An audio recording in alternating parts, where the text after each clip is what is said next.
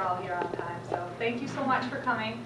I'm Cailen McCormick. I'm one of the program directors for ABA for BPS.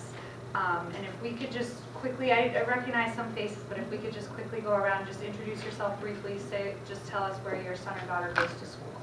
You mind starting? Donna.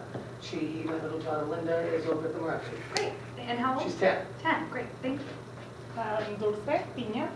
My daughter goes to the Cottonwood Elementary, and her name is Isabella. She's 6 years old. Great. Thank you. Kevin Swampy. My son Pierce is 4. At the ABA. Thank you.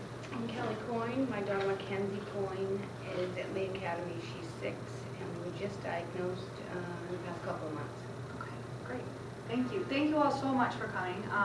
We have not huge numbers, so this will be a good. Feel free to jump in, as I kind of said the last time, with any questions, thoughts, comments, anything like that. I probably will redirect the really specific questions to your child, but anything that we can kind of generalize to benefit everybody, we definitely will do as much as we can. But just jump in if you have anything any thoughts or anything like that. So this is the first follow-up from our initial information session where we gathered information from parents about what you were interested in. So we had some interest in the intro, and we thought it would be a great place to start. So here we are. This is just kind of a broad overview of what is ABA. And to start with, we're going to talk a little bit about what is behavior. We're going to talk about some of the misconceptions around what ABA is not. And that's kind of a big one. So, I'd love to hear some of your conceptions, maybe misconceptions on what it is and what it is not. We're going to talk a little bit about the ABCs of behavior, so the antecedents, behaviors, and consequences, reinforcement and punishment, and then the functions of behavior. So, behavior is, and there are two definitions here. The technical definition: any and all observable and measurable actions an individual engages in. And we can lead right into the common sense definition: anything and everything that an individual does. So I have 2 videos here. We don't have a ton of time, so if we do have time at the end, we can come back to them. But the one on your right is a video of a little girl having a tantrum. And I don't know if you all saw the clip from NPR, but they posted a video of a little girl having a tantrum, and she is engaging in behaviors like she tips over a chair. I think she's banging her feet on the floor. She's crying. So it's just, when we're thinking about what is behavior, we want to think about those measurable aspects of the tantrum. So we could look at her and say, whoa, she's really mad, but mad can mean so many different things. So when we're talking about behavior, we just really want to talk about the measurable, discrete instances of what's happening.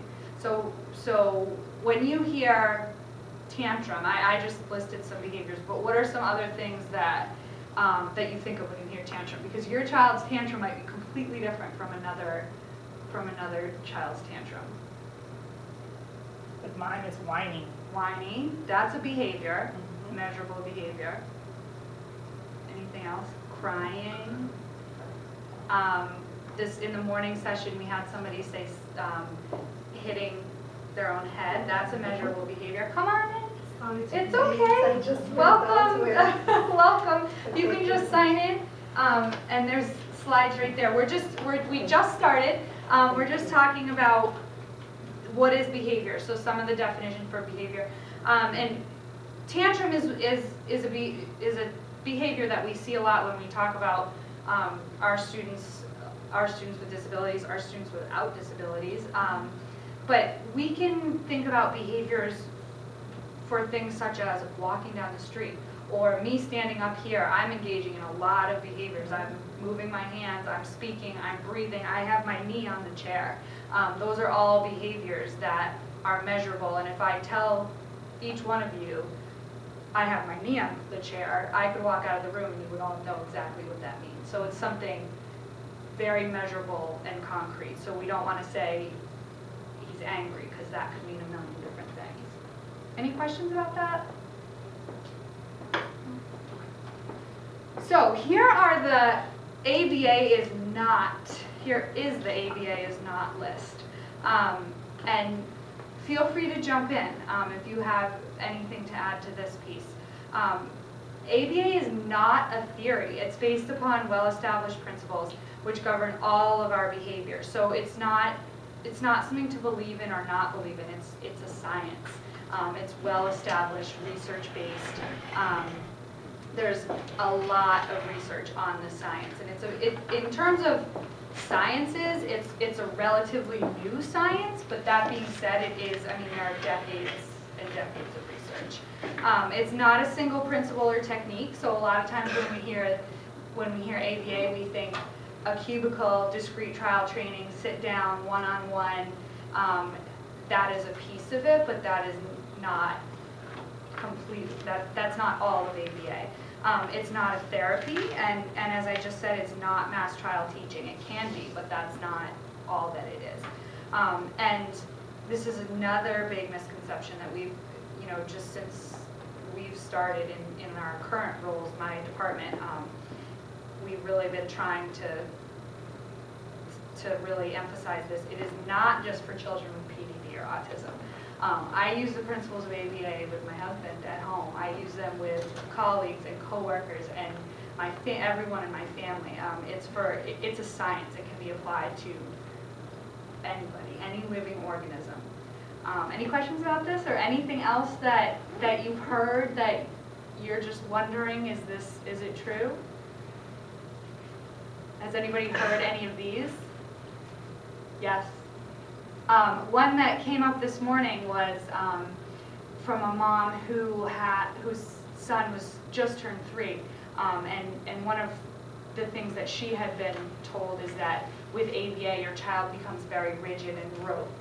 So sayings become very rigid and robotic almost, and that's another common misconception, which is not necessarily the case. So as I kind of mentioned, ABA is a science. It's based on the principles of behavior, and ABA is under behavior analysis. So behavior analysis is kind of the umbrella term. Applied behavior analysis falls under that, and it specifically applies to changing socially significant behaviors. So that's why what we're using is applied behavior analysis rather than just behavior analysis. We're applying what we're doing, these principles, to socially significant behaviors. So when we're wondering, again, what is ABA, we said it's a science, and there are really 7 principles of ABA. So if we're saying, is that classroom based on the principles of ABA, or is what my child's doing at school every day, is it ABA? We can look at these 7 things, and that will really answer our question. And a lot of times, a lot of this is being done without us even knowing, or without teachers knowing. So my colleagues and I will go into classrooms and kind of assess to see, are the principles of ABA being employed? And a lot of times they are, even if the teacher isn't really aware until we really, we can make them aware. So the first, ABA is applied. And I kind of already mentioned this. We focus on behaviors that are socially significant. So we just need to think about, is this going to improve the person's daily life? A really classic example is toilet training. I mean, that's something that we apply the principles of. But then we can go on the other end of the spectrum. This is the cover from a Time magazine, Chore Wars. We can teach people how to do chores, and it doesn't just have to be students in the classroom. Any other thoughts on what socially significant behaviors we could use or you've seen used with your child?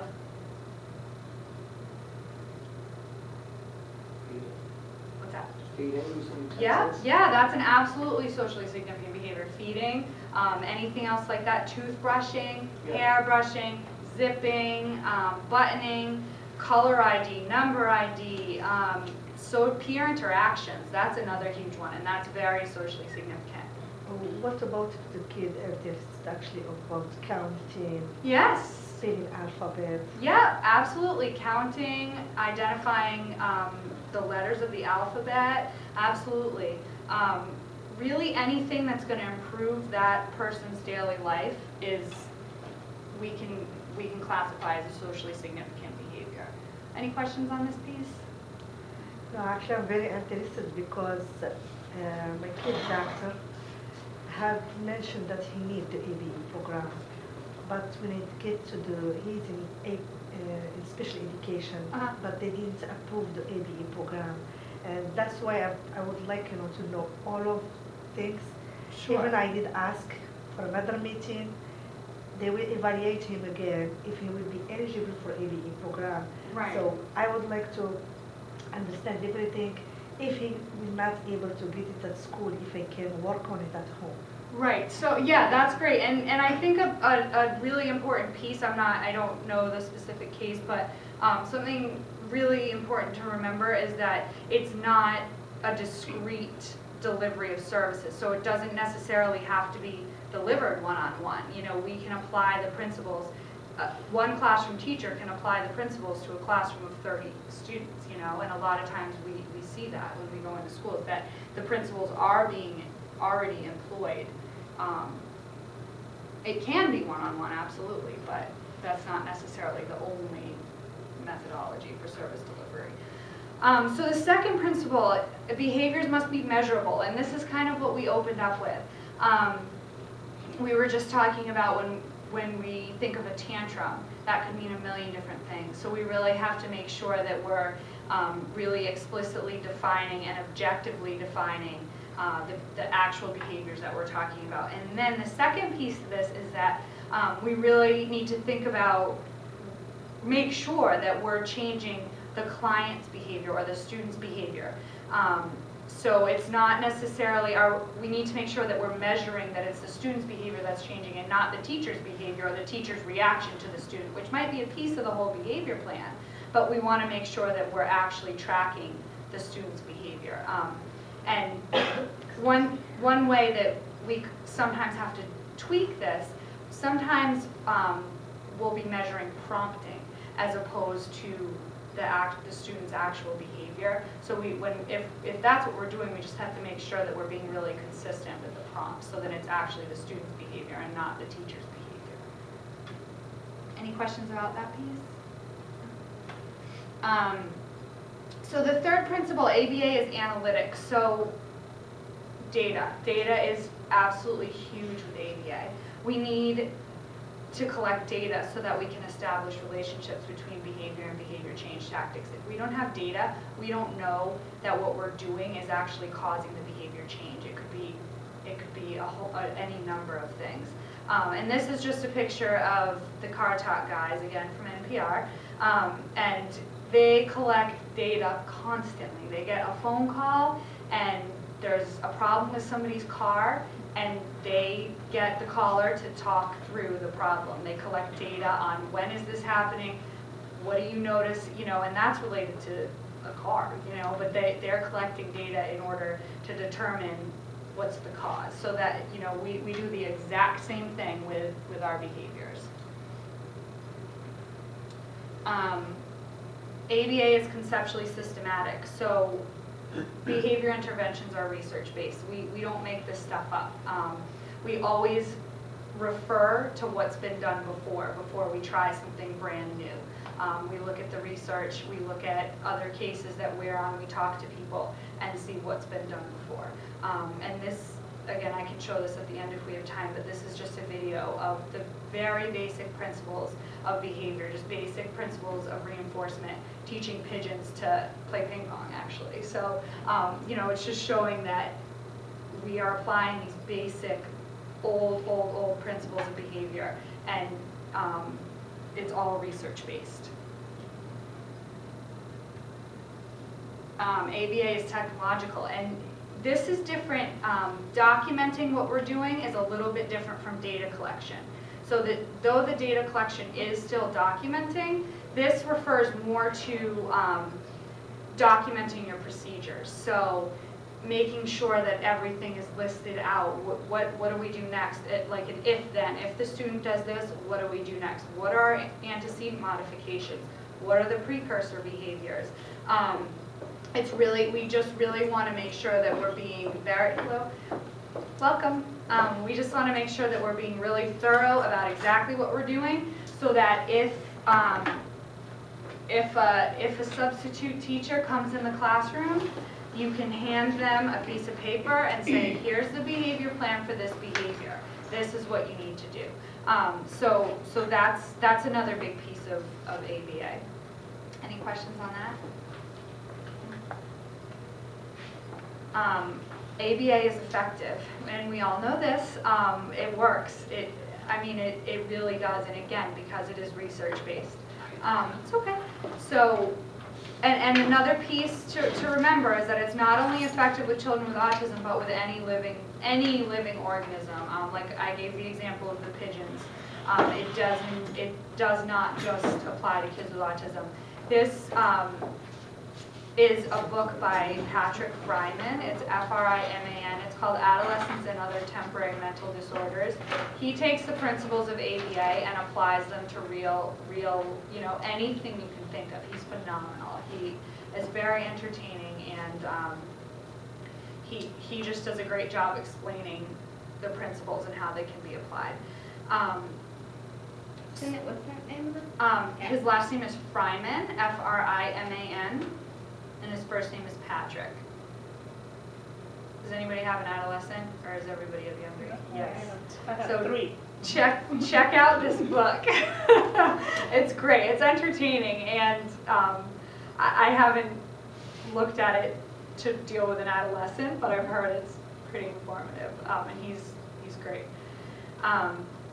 So we ensure what we're doing is effective by monitoring the data and making changes to what we're doing based on the data, which is kind of coming full circle to what we've already talked about. So we're using the documentation and the data collection to make sure what we're doing is effective. So not only is it research-based, but we're making sure that what we're doing in the moment is effective as well. Any questions on that? Okay, so ABA is also generalizable. Behavior changes will last across places, people, and time. Unfortunately, this doesn't just happen. We really have to program for generalization, which means that we want to make our training environment as similar to the natural environment as we possibly can. So in some cases, if we're teaching a student, let's say the student engages in self-injury, head-hitting behavior, and it's really, really frequent, and this student loves M&Ms. So we decide every time they don't engage in this head-hitting behavior for 10 seconds, we give them an M&M.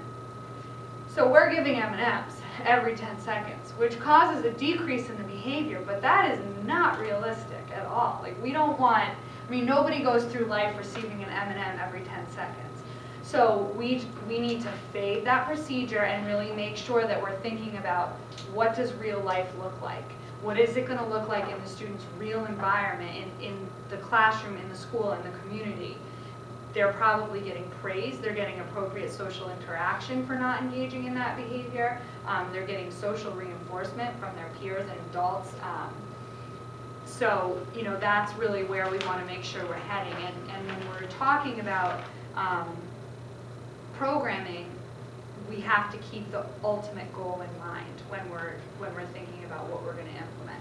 So maybe the M&Ms every 10 seconds aren't necessary at first, but we have to know that is not sustainable, and that's not the ultimate goal. Any questions about that?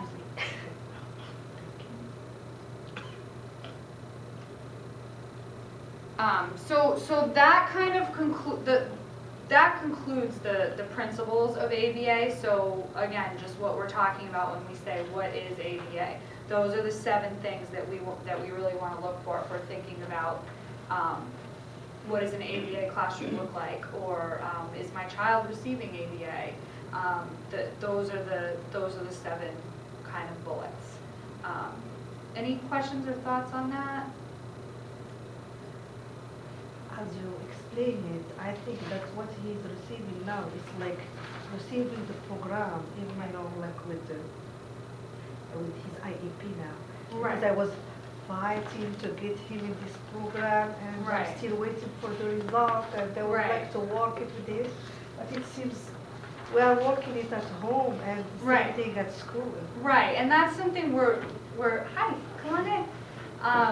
We're really working to educate schools as well, because a lot of times the teachers aren't even really aware of that what they're doing is ABA, you know, and it's, you know, it's a science, it's not a discrete service delivery. And behavior analysts, myself included, we do a bad job advertising our science.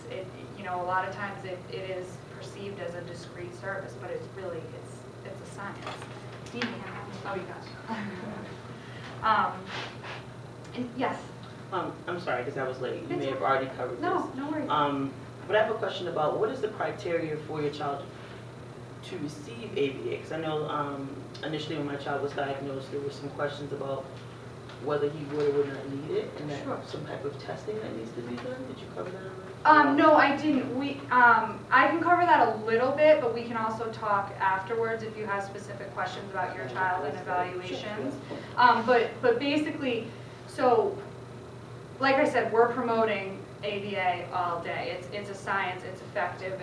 You know, it works in the classroom. So what we're looking at when we're looking at does a child need supplemental services, is a student accessing the curriculum in the classroom that the team deems appropriate, and if not, what's missing? You know, where can the gaps be filled in? So that's kind of the overarching question that we look at. Is that answer the question?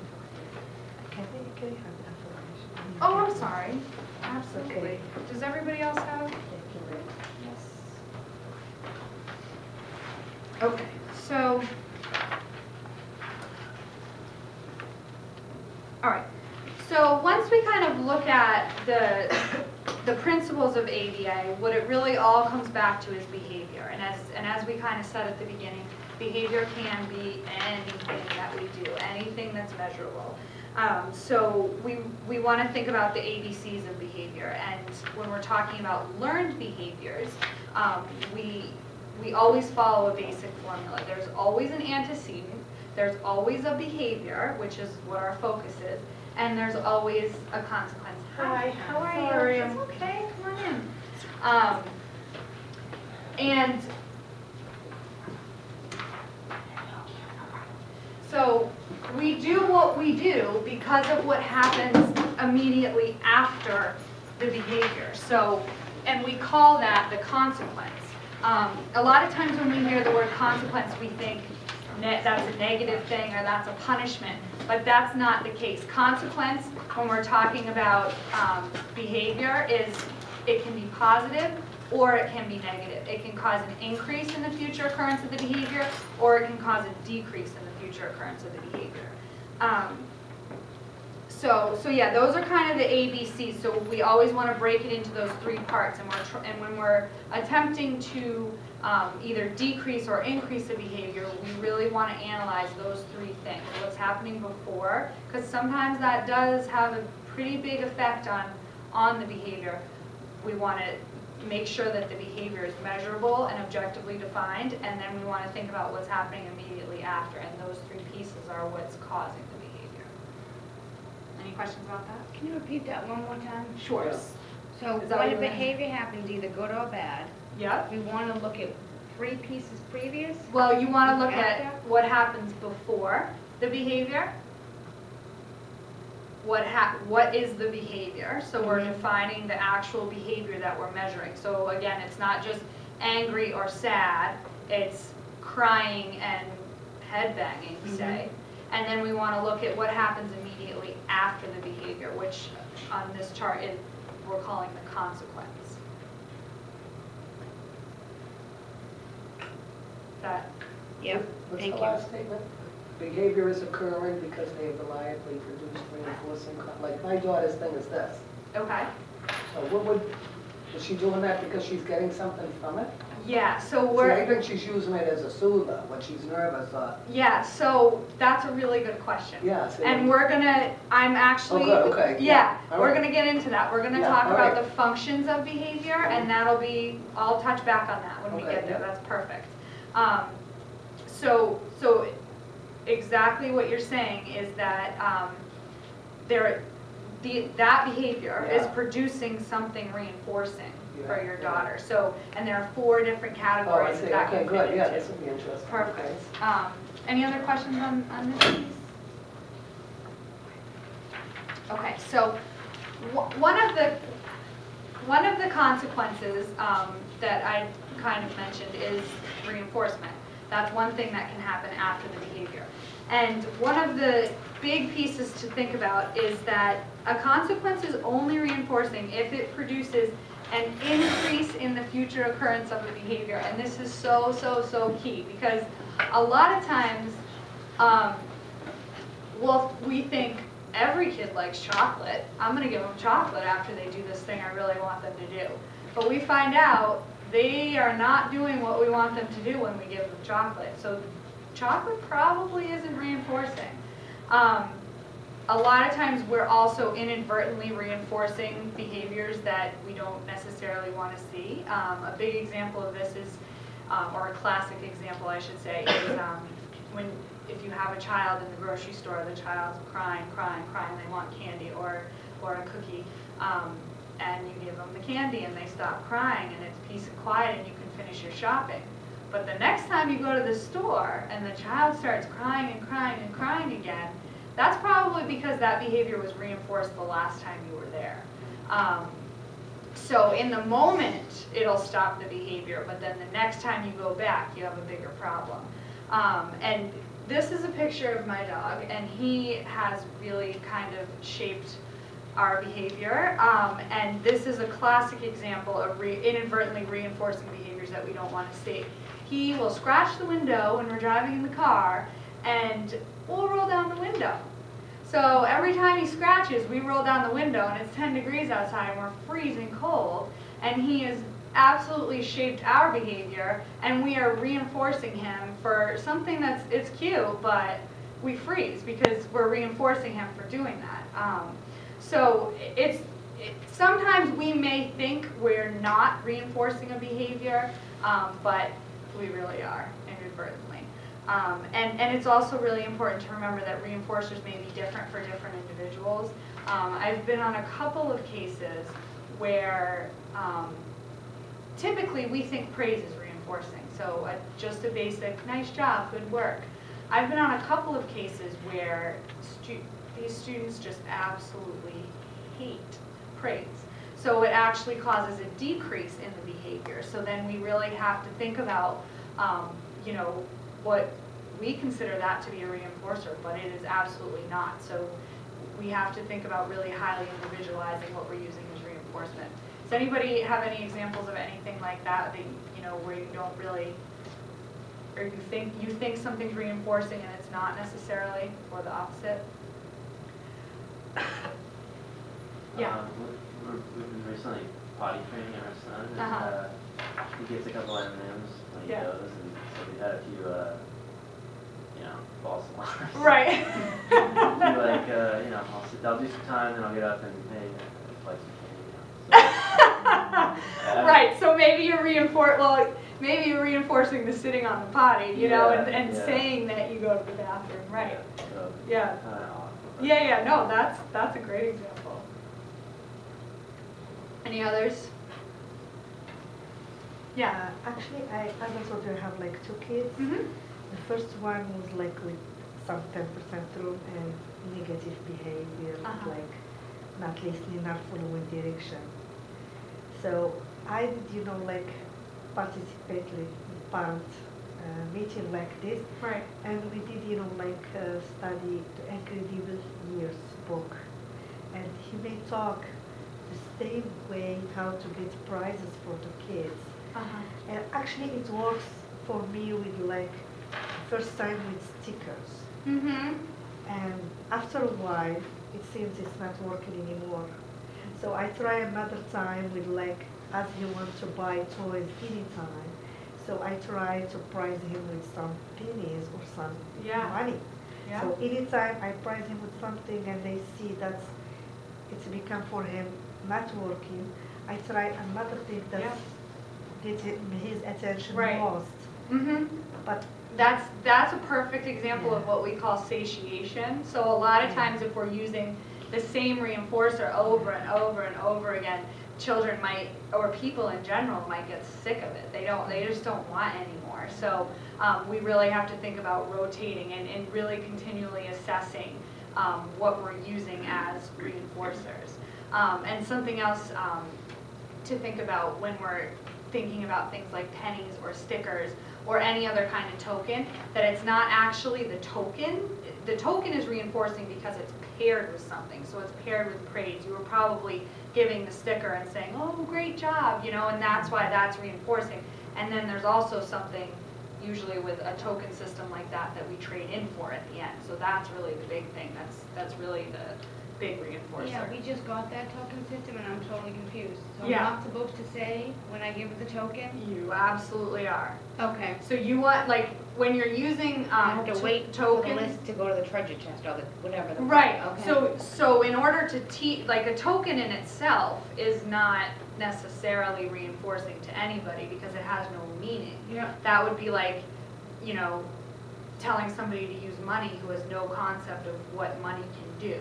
So you want to pair it with your social praise if that's reinforcing. Pair it with social praise, maybe a hug or a high five or a pat on the back. Okay. And then we begin to fade those things as they realize the token itself is worth something. They can Okay. trade in for the treasure chest Okay. or whatever. Does that make sense? Yeah. Okay. Any other thoughts on reinforcement or questions? So the other side of, the other option for a consequence is punishment. And it's the opposite of reinforcement. A consequence is only punishing if it produces a decrease in the future occurrence of a target behavior. And again, punishers might be different for different people, but there are several universal punishers. Loud noises, pain, extreme heat and cold are typically punishing for most organisms. I'm sure there are some exceptions, but this is from the Christmas story, and we're incorporating almost all of the universal punishers. But a typical punisher that we see used incorrectly is a reprimand. A lot of times a child will be engaging in something that the adult doesn't want them to do, and it'll be affirmed, stop that, or don't do that, and you don't see a decrease in the behavior. So that's not punishing. That's probably actually reinforcing. If you're so it's just really important to remember, if you're not seeing a decrease in the future occurrences, it's not punishing, and you want to try something else. Again, if it stops in the moment, good for the moment, but we really have to think about future occurrences of the behavior. That's really what we're concerned with. What's going to make everybody's life easier in the long run, not just in that moment. Yes? How are you measuring, like you said, a decrease in future behaviors, but how do you know that that's attributed to the punishment rather than just the circumstances? Because you're not talking about one, like say a solid hour, your measurement. You're talking about days or weeks or whatever, and so how do you know whether it's really effective or not? Right, that's a great question. So that's why we need the data. And I realize in your lives at home with your children, you're not going to be sitting there collecting data. Clearly, that's not the case, nor is it expected or realistic. But you are able to categorize kind of in your own mind, okay, you know, when did I see this behavior? What did I do afterwards? Am I seeing it again? So I think from a realistic, real-life standpoint, that's kind of how you can handle it. And just to make sure that you're being really consistent with how you're reacting. So if you're saying, okay, I'm seeing this behavior that I want to see decrease, and I'm going to try this potential punisher. So just making sure that you're really consistent with delivering, I mean, say it's a reprimand or say it's a removal Same level of of something. tone, same length of... Yep, exactly. And then you can really assess to see. And another thing that we have to think about too is sometimes if you're implementing something at home and it's not being implemented at school, or vice versa, if something's being implemented at school and we're not implementing it at home, we're going to see an increase in the behavior in the alternative location. So that is problematic. That's why we need to be consistent across all settings, because that, you know, that is going to happen. If my child's in a regular ed classroom with no supports, and then I have this civil child at home, Yeah, I mean, there could be a lot of factors going into it, yeah, but that that's a definitely, generalization that definitely could be a piece of it. If we're implementing something in one setting and we're not implementing it in another, you're going to see that contrast. Any other questions or thoughts on that? So this is now getting us into the functions behind behavior. So why do we do what we do? Every single behavior that we engage in for one, all, or any combination of the following reasons. We have attention, tangible items or activities, escape or avoidance from an activity or some kind of aversive situation. And then what's typically known as sensory reinforcement, but more appropriately called automatic reinforcement. And I'm going to kind of get into each of these a little bit. So again, feel free to jump in with behavior examples or anything like that from your life. So in order to change behavior, we need to change the motivation behind the behavior. In order to change the motivation behind the behavior, we need to know what is motivating the behavior. So if we don't know what the function is or what's reinforcing the behavior, we can't change it. So that's why we have to really be thinking about the antecedents and the consequences. And that's what's going to allow us to figure out the function of the behavior. So attention-seeking behaviors occur in order to gain access to social attention from other people. And this can be negative, what we would consider to be negative attention, so a reprimand or yelling at the person. That's a form of attention that some students seek out or engage in behavior for. It could be physical attention. It could be praise, positive social attention, interactions with peers, anything like that. And kind of the general rule, again, that this is very general. We really have to look at individual behaviors to determine what the effective treatment is going to be. But generally speaking, we need to remove attention immediately following unwanted behaviors if this is the function of the behavior. So again, with this form of behavior, a lot of times we're inadvertently reinforcing the behavior by providing attention, even if we perceive it as negative attention. If it's a reprimand or a scold and we want the behavior to stop, a lot of times that could actually be maintaining the behavior. Any questions or thoughts? Yes? Well, I feel like it's a really stupid question, but No stupid how do questions. you figure it out? Like, That's not a stupid question at all. That's a huge how do you question. figure out whether they just want the attention and you should withdraw the attention to stop the behaviors, or whether there's They some need other it. motivation behind the behavior and you should be punishing by, strong reprimand Yeah. immediately? Because immediately after the behavior, you're either removing attention or you're reprimanding, but you could be doing the direct opposite of what you need to Right, be that doing. and that, again, there's so many different ways that we do it in like a more, I mean, not to use the word clinical, but, there's documentation and whatever else. In real life, that's not what you do, clearly. So typically, as a rule of thumb, don't provide attention. If there's a chance that it could be attention seeking, you don't want to provide the attention. Just because sometimes if something is, say, an automatically reinforced behavior, and then you start providing the attention, then it can become multiply controlled, which is even harder to deal with. So that's just kind of a rule of thumb. Another thing that you can do in your home, your life, is you can kind of play around with it, but as long as you're consistent for a good chunk of time. So if you think, ooh, this could be an attention-seeking behavior, remove the attention following the behavior for, I would say a good, depending on how long you've seen the behavior, a good 2 weeks. Or maybe a little bit longer, a little bit shorter, and just see if you see a decrease. The other thing to remember is that if we are dealing with a potentially attention-seeking behavior, and we all of a sudden decide, we're going to remove attention from this behavior, you're going to see a huge increase in the behavior. And that means what you're doing is working, not that it's not working. It means it's working.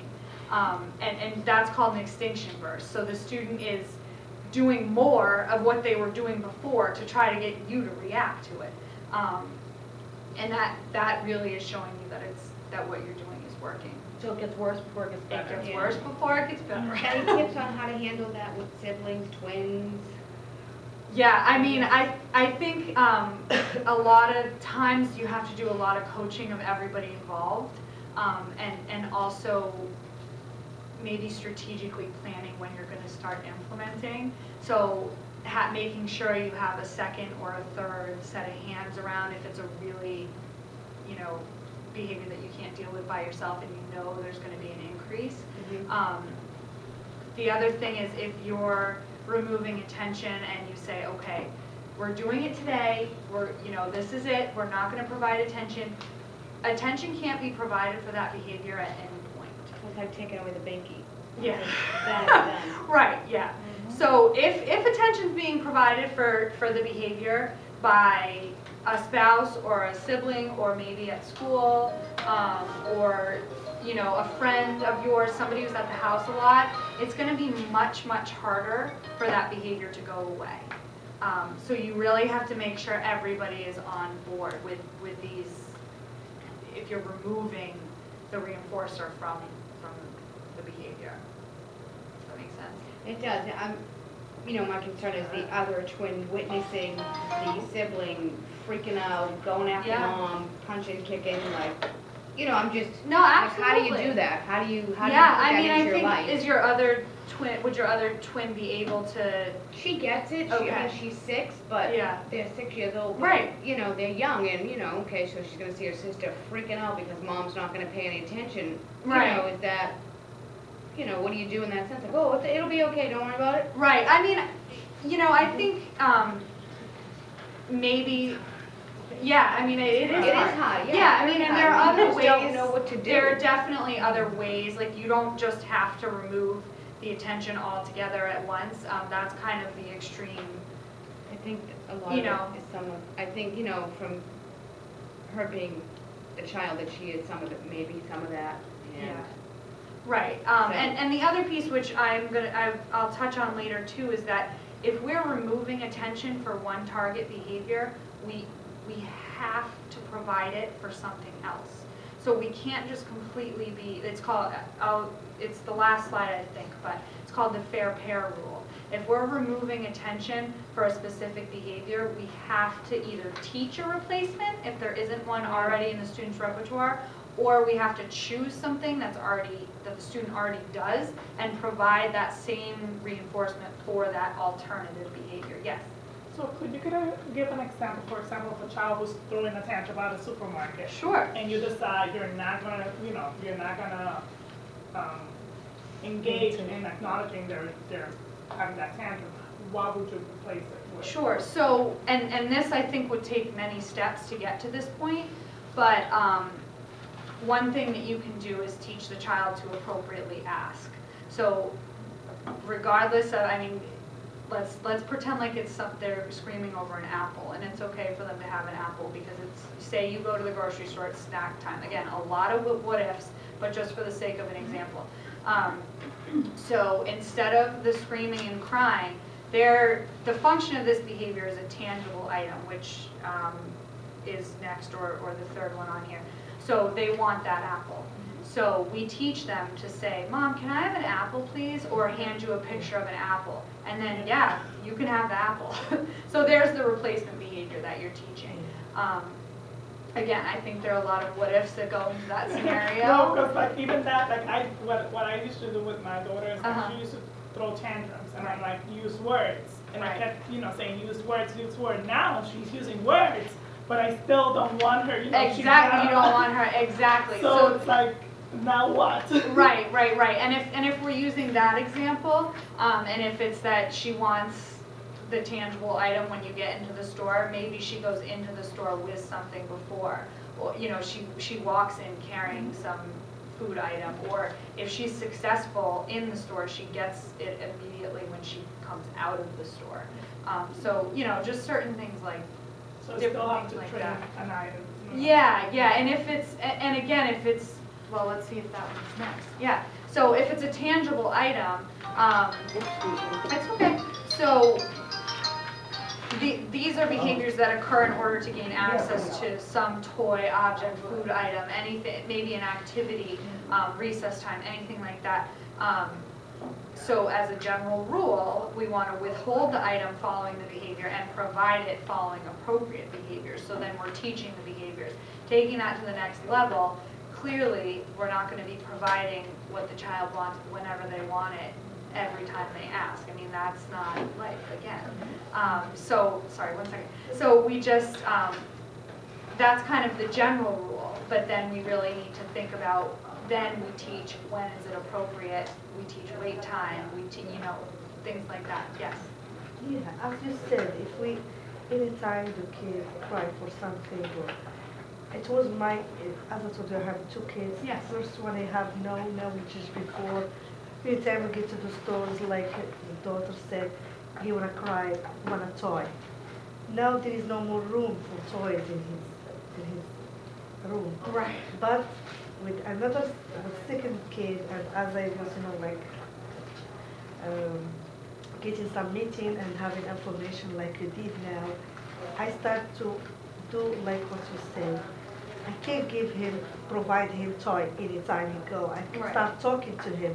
Before, like she said, he wasn't talking, so I said, I teach him, I say, I want toy, I want this.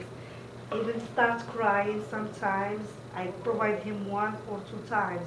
But I started teaching him, it's not anytime we get to the store, he have to get out with 1 or 2 toys. Right. So it takes time. Sometimes I ignore.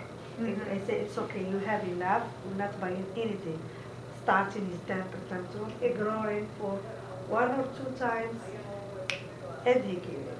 Right, yeah, so again, just thinking about, again, the function behind the behavior, what works for your situation, and you know, like you were saying initially, we might give in to every request when it's appropriate, because that's what we're teaching, but then we don't want to teach our children that they can have whatever they want whenever they want it. So then we have to start fading that out and requiring and expecting more of them in order to gain access. So maybe that means a longer trip to the grocery store, or you know, more words to request. Any other questions on this piece? Okay. Okay, so the third function is escape or avoidance. So these behaviors occur in order to end or avoid a non-preferred task or activity. So a really, again, classic example of this is when we get into the car, we turn the car on, and we hear beep, beep, beep, beep, and maybe the light's flashing on the dashboard. So we take our seatbelt and we click it on. We're escaping that behavior. We're engaging in putting on our seatbelt because we don't want to hear the beeping. I'm sure there's a lot more that goes into it. We've heard of people getting in car crashes, et cetera, but you know, in the moment, we're avoiding that beeping sound. The plugging ears is a big one. You were mentioning that. Right, the next one. So that's why it's so important to think about the function, because we can have the exact same behavior serving different functions for different students, and even at different times. We can also have one behavior serving multiple functions, which is we're gonna need a different set of responses or consequences if behaviors are multiply controlled, which are tricky sometimes, but it can happen. So again, the general rule is prohibiting escape following unwanted behaviors, and then teaching an alternative. So in school settings, a lot of times we'll see trashing behaviors, you know, like swiping the desk of all the toys, or of all the work, because the student doesn't necessarily want to do work. And we realize, okay, this student doesn't want to do work, they want to avoid this or escape what's being presented to them, so then we teach them to request a break. And initially, when they're requesting the break, okay, go ahead, and then we build in more expectations. So again, that's kind of a general rule of what we do when we see these behaviors, but it clearly can be much more complicated. And So yes. my child can have a few behaviors that can fit into different entities. Absolutely. I think she has maybe a few of these, but. Absolutely, and that's why it's really important to pick and define the specific behaviors, because there isn't a kind of a cure-all, unfortunately, but we definitely have to react differently to different behaviors based on their function. Any other questions or thoughts on this one? Okay, so the fourth function of behavior is automatically reinforced behaviors. So these are behaviors that occur regardless of external settings, of external stimuli, of anything that's going on around. If you sat the child, in a room by him or herself, this behavior would happen. A behavior, a classic example is hand flapping. That's one that is an automatically reinforced behavior. The student would do that regardless of what was going on around. Maybe it increases when it's loud or when there's a lot of external stimuli, but typically that's an automatically reinforced behavior. Spinning is another one. Spinning objects, spinning wheels, that's another one we see a lot. Rocking we see a lot of. And then I'm trying to think of some more atypical. The ear plugging, yeah, that's definitely one that could be automatically reinforced. This is a graphic one, but eye gouging is one that we don't necessarily think of as being automatically reinforced. That's But the finger in the eye? there's a nerve behind there, and so students will sometimes. Yeah, what is she getting from that? Just the lights? What's that? What is she getting from There's that? a nerve behind your eye that is like apparently really, I don't even want to try it, but it's apparently rather sensitive, and it gives people. Like, how would she know to have found that? A lot of times it's just kind of a fluke. With a lot of these behaviors, maybe one day she was like pushing her eyes or pushing her head, and or maybe she bumped into something and felt that and wanted to. Because the ear block, and at least that's not like that other one. I mean, her index fingers are shaped kind of triangulate from doing it so much. The ear blocking. But I know as soon as I see the finger curl, I'm like, she's going for the eye. Right. And it's only one eye. Yeah. And That's pretty. Boredom is sort of like worst thing, like coming home on the bus. Right. That's. I what can we tell see that a because she lot. can flip her eye under and Yeah, I know. Yeah. So with these kind of behaviors, again, we don't want to eliminate them from students' repertoires because, unless it's dangerous, obviously, because it serves a function. But what we can do is we can provide appropriate times for behaviors, and we also want to attempt to teach appropriate replacement behaviors. We were kind of talking about what we call extinction in terms of attention-seeking behaviors and escape or tangible behaviors, which means we're removing the reinforcer following the occurrence of the behavior. We can do this with automatically reinforced behaviors as well. It's really hard in a lot of cases because what we have to do is allow the student to engage in the behavior without experiencing the sensation. So one example of this is we sometimes see students who spin, and presumably they like feeling dizzy.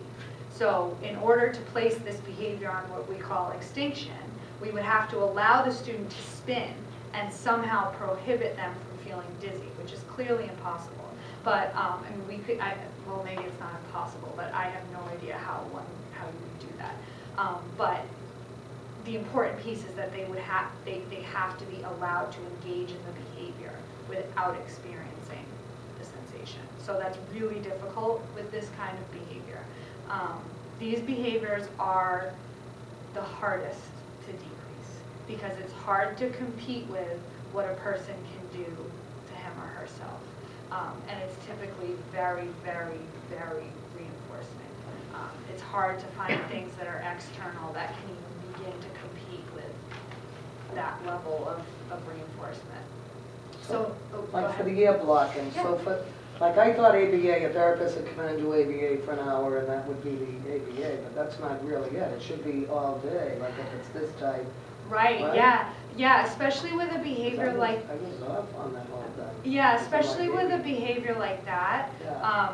That's something that is really, Or the hand flapping. yeah, those are things that are pervasive, really. They Yeah. last across settings, across places, and an hour, you know, it's more of something, you know, like a plan that would be implemented across her whole day, you Yeah. know. And how do I do that, at the IEP? Yeah, and just speaking with her team, and, you know, making sure that everybody's following the same If they don't think she needs procedures. to be denied the ABA. Yeah, I mean, She got again, denied ABA. yeah, so, They told me she was out of the age limit, which didn't make sense. I don't know. yeah, let's talk after. Yeah, We in can fact, chat you know, after. I let my little girl flap because Yeah. it Yeah. clearly does something for her. When she's nervous, excited with her, I don't Absolutely. bring attention to Yeah. it. That's okay? Oh, yeah, I mean, I think, so, your daughter's 6? Yes. Yeah, so, this is a little bit personal, a little Yeah. bit scientific, Yeah. but, I mean, personal from my perspective. Yeah. At 6, if it's not interfering with her social No. interactions, it's not interfering with her daily life. Yeah, I mean, do I try to stop it now so that when she's 17, she's not, you know, flapping her Yeah, I mean, arm or whatever? I think there are ways to kind of regulate it and kind of streamline it, and provide her appropriate times to engage in that and maybe redirect her at other times. In a lot Can a of, child learn to do that? yes. Yes, Learn how to because do we it on- stopped the Absolutely. licking. Oh, really? Yeah, Did the it work? liquor. Oh. And we replaced it with a chewy. Oh. Yeah. And it really worked for Absolutely, her. and again, those are just what we're, you know, the principles of ABA being applied to a behavior like that. I mean, can a child be too developmentally delayed to get ABA? Like to get it, to know? No, Oh, they so, can't? so, and I don't, by no means am Because like my I, little daughter is nonverbal, so okay, developmental so by delay. no means am I But I think she intending knows, to like when I compare. tell her no with the eye. Right, I'm not intending with this statement to compare anybody's child to No, I a just wanna know non-human if there's organism, if but these principles were established and are implemented with pigeons. Oh, I see. So something Right, that I is see. completely. I know you're not comparing. Yeah, I'm not at all, I'm just I just saying didn't like, know if you needed to have some. no. Yeah. So it's, the principles of reinforcement can be applied to any living organism. Yeah, so I should never think that she's too delayed to learn something. Absolutely Right. not, absolutely not, and these principles can be Because I think a lot applied. of us are that on Yes. this one. I just have a question, because I have a teenager, I have an adolescent. Sure. So my questions about ABA, I think are a little bit different. I'm going to formulate it correctly, but is there a different way to approach it for someone that is that old? Because hand flapping, when I see a 6-year-old do it, to me it's like, okay, that's a baby to me. You know, to me it's socially acceptable. Right. But I have a 13-year-old boy who's very tall, has a facial hair. Yeah. So when he's making hand gestures in public and things like that, so my concern for him is that he is autistic, he's higher functioning, but when his difference is more apparent when he's making hand gestures. Right. So when he's in a classroom, where he's being mainstream and he's starting to draw things in the air, my concern is trying to make him appear more normal, Yeah. for lack of a better word. Sure, He sure. is normal, but you know what I'm saying? Yeah, You know, so is it approached differently? this is That's a great perfect question. question, Mine is too. perfect question. So, what we're looking at again is reinforcers and punishers. So those are some of the components of ABA. So with somebody like your daughter, Yeah. we're thinking about what's reinforcing to her. If, say hand flapping is something we want to decrease, this in itself is clearly very reinforcing to her. So we have to think of something that competes with the hand flapping so we can cause a decrease or will reinforce the absence of that behavior. With your son, we'll use those same exact principles, but think about what's reinforcing to him. So, and what's punishing to him, what's controlling the behavior. I'm having my brain full once about this, like, and he and I have even talked about it. Right. And we talked about, okay, this is not something that children, typically do. Right. And this is one thing that kind of sets you apart from the rest of your class. Right. When you're in that mainstream classroom, it will, put you out there, so to speak. So we've even talked about what else can he do Right. to replace it. So an alternative, And so yeah. I've given him like a journal and things, if Yeah. he feels like he needs to do this or whatever, but doesn't always use it, you know, so I'm just curious.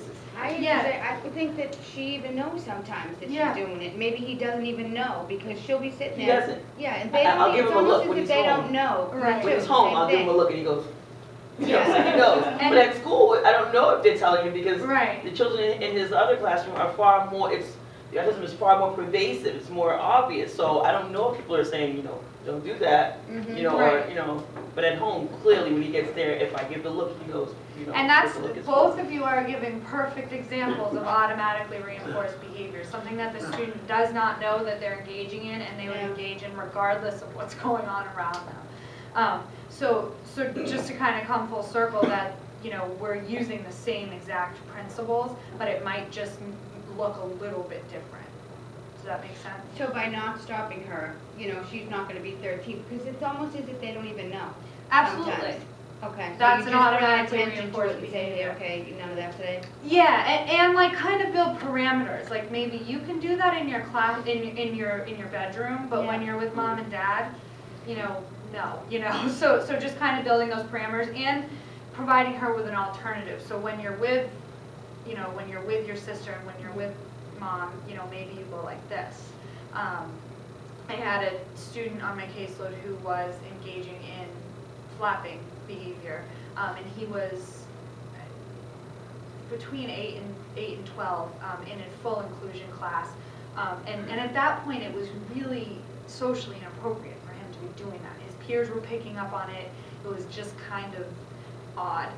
So we taught him to do this instead, which nobody could even tell he was doing it, you know, and he knew this was odd. So for him it was reinforcing to not have his peers be noticing that he was different. So that in itself was motivating for him. But again, I think you know, we have to think really individually about what's motivating the behavior and what alternative can we possibly provide. Any other thoughts on this behavior? This is this function, this is a really complicated one. It's difficult to decrease behaviors that are automatically reinforced. Oh my gosh, I'm so wrapped up in this. I'm so sorry. No. Anybody could have just gotten up Very and good. left. We're 10 minutes over. This is actually the last slide, and I already kind of mentioned this, the fair pair rule. So we can't remove a behavior from an individual's repertoire without replacing it. And we have to make sure that the behavior that we're teaching is serving the same exact function. So a good example of this is functional communication, making requests rather than the tantruming behaviors. I am so sorry, I wasn't even looking at the clock. I'll have to get a time checker for next time. But thank you all so much for coming. I'll stick around for a little bit if anybody has any specific questions. And I have updated flyers on the front desk. We had a conflict in the date. So next month is on the 14th rather than the 16th, and that's on decreasing problem behaviors. Thank you all so much for coming. Thank you. This